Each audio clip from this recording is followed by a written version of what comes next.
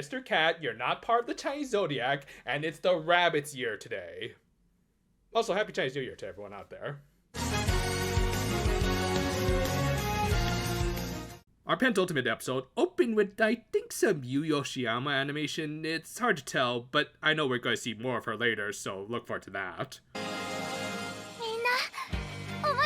Iroka, you really don't have to try so hard with this show. I mean, it's appreciated and everything, but yeah, you don't have to. But yeah, Yui joined about and had all of her friends eat some donuts in the middle of the fight, which, yeah, is not only really silly from the standpoint that Doughnut is just letting them eat in front of him, but also kind of exposed the fact that they had found an alternate food source, which, yeah, that'll come back to bite them in just a bit. Also, I'm pretty sure they ate those rather large donuts in like 2 or 3 bites. Y'all really need to chew your food more. But yeah, we then got some more good, though not great fight animation. I mean, obviously, Iroka and Yoshiyama were taking a break, but at least our heroines were being allowed to throw punches, and the only questionable bit of animation was Rosemary's face here. Oh no, I've gone cross-eyed. However, when Yui tried to carbo load her friends after they just ate, the donut disappeared as, surprise surprise, the mini turtle bots had captured all of the Maneki Neko statues that were releasing Ginger's collected hearts. Okay, seriously, where was this kind of insane yet enjoyable stupidity earlier? I really think I would have enjoyed the series a lot more if they had just not taken themselves so seriously, since they clearly can't write a serious story, and just went all in the other direction. I know I keep saying this, but I really should have appreciated the Sweets Police from Kira Kira a lot more. Anyway, the mini-bots brought all of the statues back to their base, and okay, I'm pretty sure these guys are the real heroes of this episode. I mean, Doughnut's face here just says, "F***, now I have to get a new base." Still, at least he had his Infinity Stones, and well, what's a final boss without a one-winged angel form? Ironically, I actually think this is a little less try-hard than his last form. But yeah, they tried to launch a counterattack, but since it wasn't time to get out the big Sakuga just yet, they had to rely on some forgotten stock animation.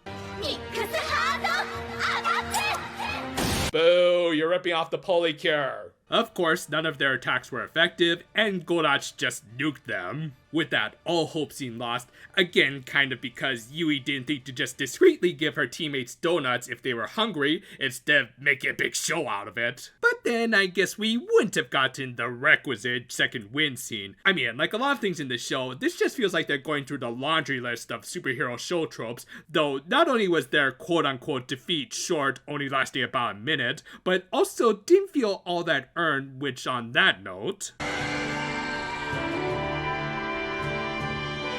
Okay, Deus, you can come on in! Yes, once again, Ginger's device saved the day with some help from the captured food fairies because, Don't think about it! And this resulted in the giant cat statue having a kaiju stare down with Doughnut and...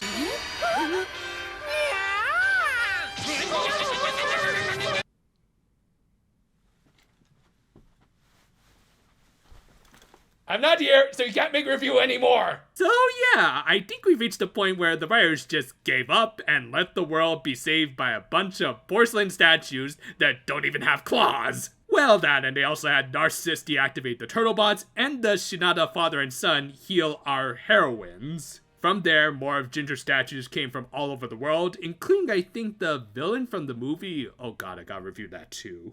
But yeah, once again, I have to point out, most of this final battle was won thanks to the guys. Saoko Hirabayashi, if you want to write more Kuroko, just write more Kuroko. Certainly doesn't help that I'm still really not sold on Yui as the main character of the show, especially when they're stuffing all of this characterization in at the last minute.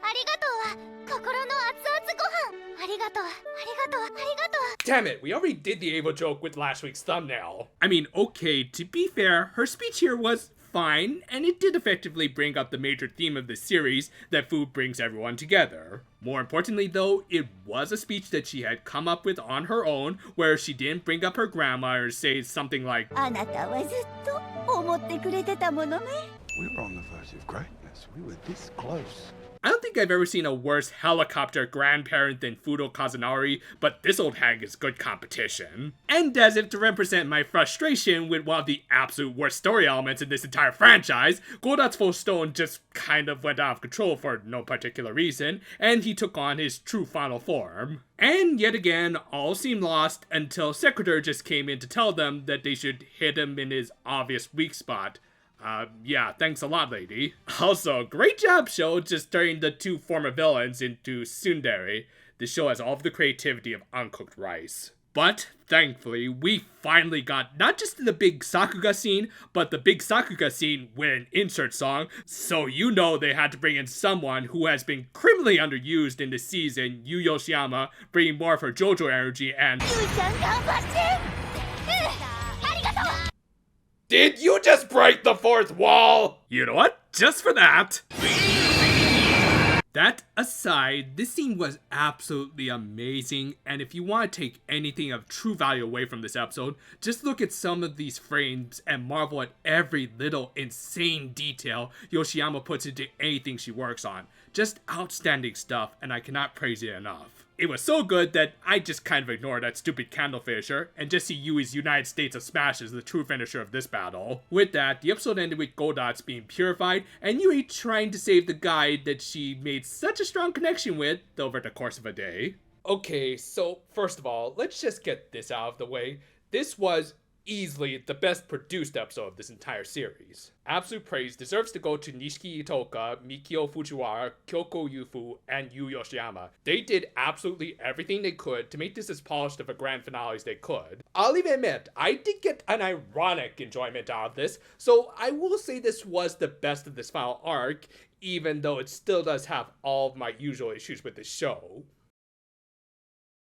As one of my commenters pointed out, Toei Animation staff has been spread rather thin over the past couple of years due to working on 3 major productions. Obviously, this included Precure and the continuous motion machine that is One Piece, but they also did have a bit of a third wheel in the 2020 version of Dragon Quest: The Adventure of Dai. I mean, nothing against that show, I haven't actually seen it myself, but between it and the pandemic, it did eat away at Precure's production to the point that they had to outsource much of their animation to Studio Gallop and Beijing. Fortunately, that show recently concluded back in October of last year, and if this episode was a sign of things getting back on track for Hirogaru Sky, then I'll see it as a good sign. As for the episode itself though, while I was certainly entertained overall thanks to the animation and the absurdity of it all, I also did have to roll my eyes anytime they tried to do some more serious storytelling. Not only did they have to rely on a lot of contrivance like Goldot's learning about Ginger's device because they decided to eat in the middle of a fight, but as I keep saying, Yui is just not an engaging lead. Granted, not all of it is her fault, as the specter of her late granny has dragged both her character and the show down several pegs. That said, it doesn't help that much of this conflict was ultimately fixed by Ginger and his overly convenient device. I mean, I get they're trying to do this whole theme of food being able to connect with everyone across the world, but it's also ridiculous how many second wins this thing managed to give our heroines, to the point that it did cross over to Deus Ex Machina territory for me.